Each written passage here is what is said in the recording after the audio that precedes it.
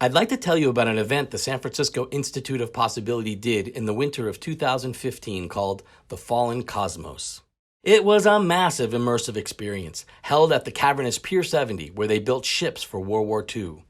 A show, yes, but more of an environment that over 400 artists collaborated on to build and perform in. This was our second time organizing something of this scale after the All World's Fair in 2013. 700 tickets were sold on Kickstarter, but the trick was you can't use the ticket you buy for yourself. You can only bestow this experience as a gift to someone else. There was no information on the page as to what it was.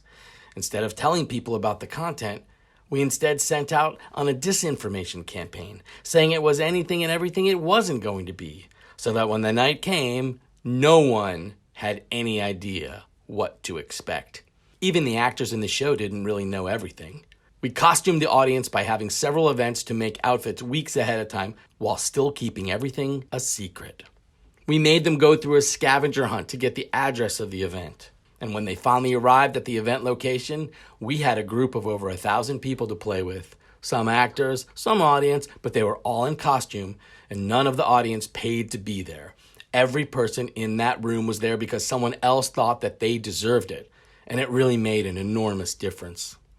We turned a 100,000 square foot industrial warehouse into an immersive environment for people to explore of the 1496 Hieronymus Bosch painting, The Garden of Earthly Delights.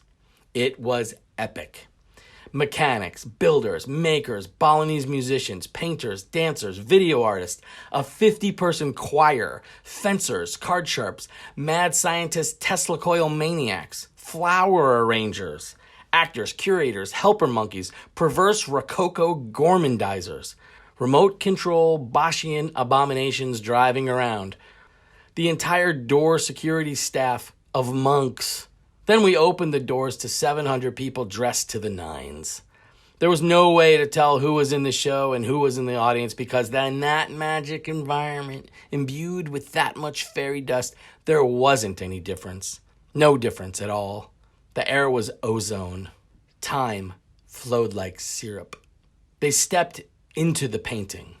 We found Lee von Leer's Esoteric Analysis, a dissertation of the painting, and decided to use it as a script. Von Leer did something that none of the other interpretations did. He turned the beings in the paintings into characters, with motivations and history and feelings. He imagined the world that Bosch painted. He gave it a directive, and in doing so, a story. He denotated his linear narrative, giving the painting a beginning, a middle, and an end, which is exactly what we needed. This is the timeline of von Leer's interpretation of the painting.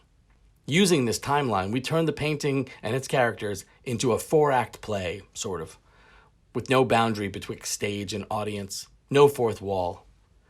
We advertised and sold tickets to just the first show, but there were 2 more shows after that, secret shows. And the only place to get a ticket for any of the following shows was from a ticket booth at the exit.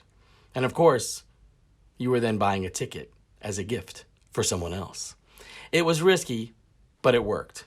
The people who attended were all recipients in a gift economy, and with zero information about what the event was, it was truly an adventure. All of the shows sold out. We made a beautiful graphic of the giving. It is written in the stars, behold, the gift graphic. You can see who bought who tickets in these constellations of data. People who went often say it was the best thing that any of us ever did, and the best thing that they ever went to.